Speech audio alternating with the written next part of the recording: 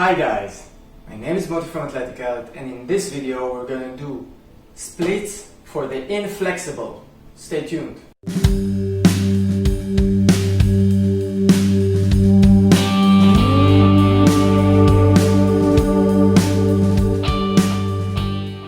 Hi guys, so this video I'm going to focus on middle splits for people that are inflexible.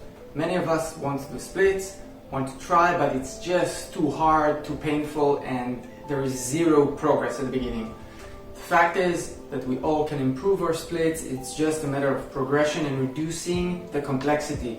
This specific tutorial is going to show you how you can break it down to easier steps, to more basic steps that will help you improve your split. I'm going to use some yoga blocks and some elastic band, but if you don't have them, you can still do this tutorial. Stick through. First exercise after warm up is doing just a very easy way of opening the split. So I'm here at maybe 30% of my split. It doesn't hurt at all. It's very easy and I can stay here for hours. And I'm starting to push the floor back, tucking the tail, activating the glutes. So it's more about activation of the legs and not about the max range. I'm just starting to pull back. If there was a carpet, the carpet would go inside. The inner thighs are active, engaging the glutes. And I'm closing.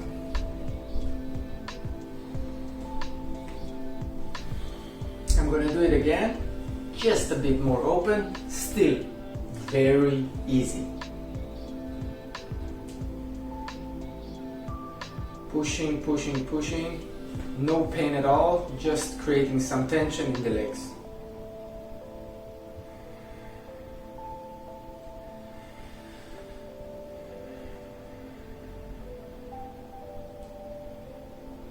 Do it like 10 to 15 seconds, releasing, and we're gonna start right away the third time. Again, still easy, a bit more open. I'm not even in 40% of my capabilities. Pushing the floor. The socks may help, so it's a wooden floor and I have socks, so it helps because I can slip a bit more. And if you have no socks, you're less slippery, so it depends what you want to do, but specifically now, socks helps me. Pushing the floor, 10 to 15 seconds, third time.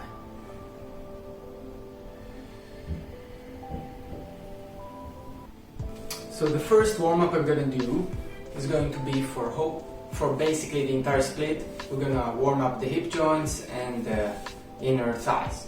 So we have to warm up to start really practicing our splits, and starting with some low lunge or a low squat and just trying to shift the weight from side to side. No knee pain. We can use our elbows on our knees or not. And starting to shift the weight from side to side, and can go higher or lower and slowly try to open up until you can reach one knee locked and again one knee locked. So it's really about shifting the weight from side to side. The hands can help. At the beginning it's going to look like this. I'm inflexible, it hurts, it doesn't matter. But you still open up. And you move until you feel your legs. If you're flexible enough, you can go all the way down with the hands. From the side, it looks like this.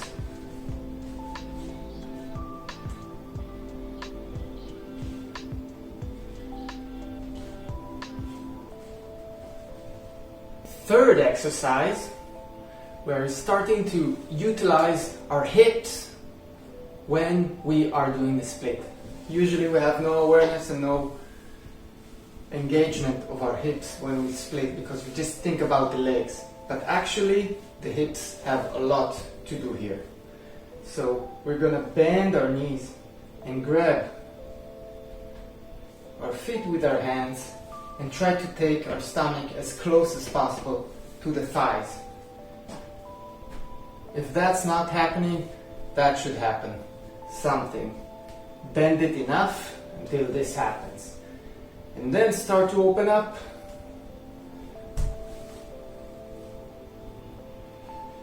Feel curving the lower back in and out.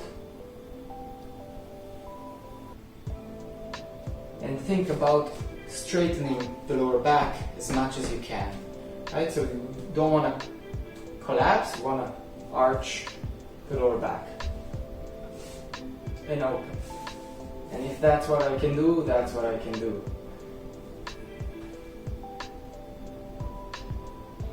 But create movement and not being static and not being in pain. I'm still pulling and going down. And trying to shift the weight from one sit bone to the other and back. And all the time thinking, arching the lower back. And then we want to release the legs.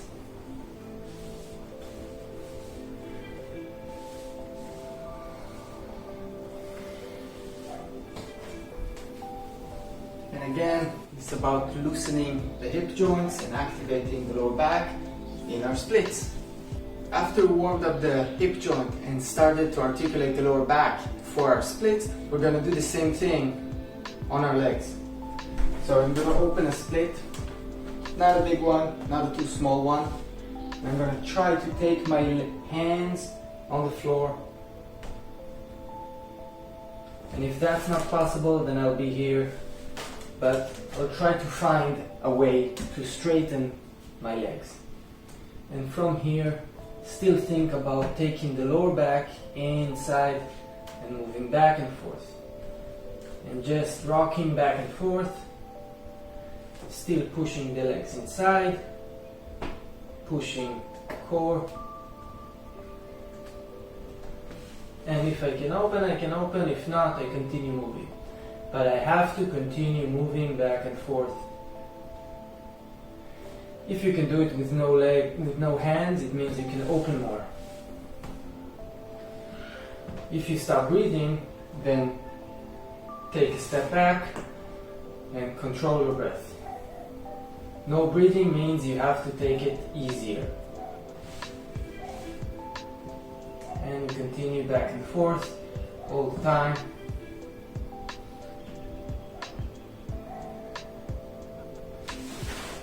And closing. For this next one, we're going to use the wall. We're going to take our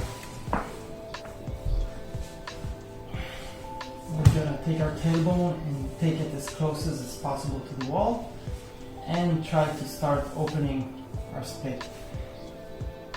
All the lower back, all the vertebrae want to touch as much as possible with the floor. So we don't want to arch anything, we really want to touch that all the spine touches the floor, and we're starting to open up as much as we can while breathing. And then we feel we're stopping, when the legs stop to open up, we take our hands, put them just below our knees and rock again, small rocks. So small rocks close to the edge. And here trying to breathe into it. Again, no pain, or maybe just small pain. Let's call it a small discomfort that allows us to continue. And if that's okay, we can maybe push from the other side, activating the stomach, activating the core, and releasing what has to be released. Slowly we're gonna understand what we want to release and what we want to activate. That's tricky. But the breath helps us releasing, that's for sure. Let's do that for, I don't know, maybe 3 minutes. And when we want to close, slowly down, we close with the hands and release and relax. And then we take the elastic band Take it behind our back and grab one leg and grab the other. And I don't have an elastic band anymore.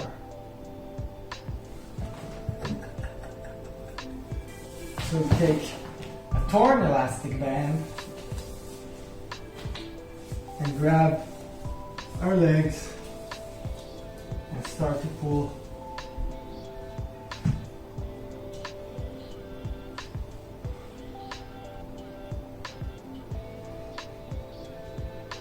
So now we add a bit more of a resistance, and because our legs are far, then the elastic band helps. And again, we have small hops, not significant, not big, but small. The knees are locked, activating the glutes, activating the calves, and breathing deep at the same time.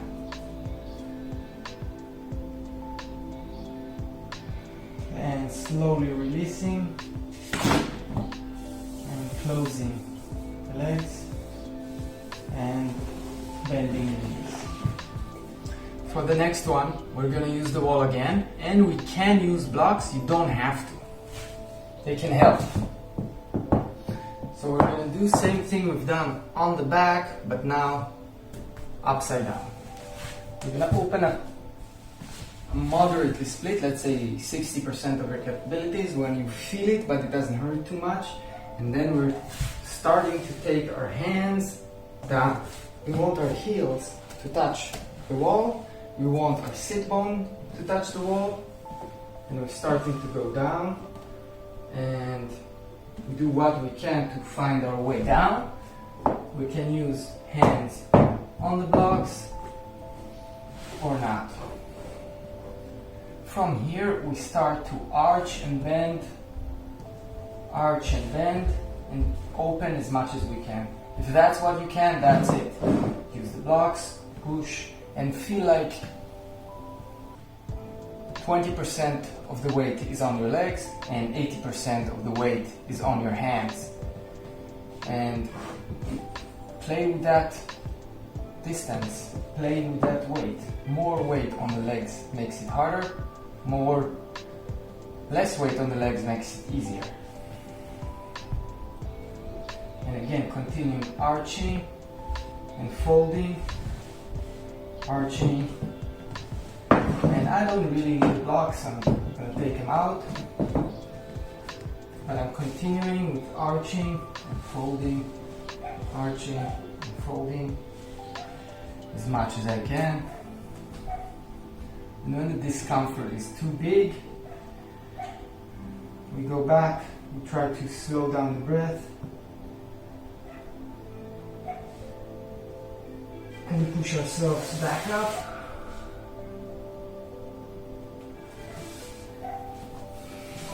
And releasing the stress.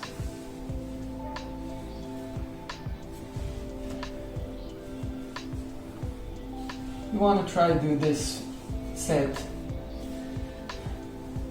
3 times, maybe 5 times. It should take up to 10 to 15 minutes after we finished all of it.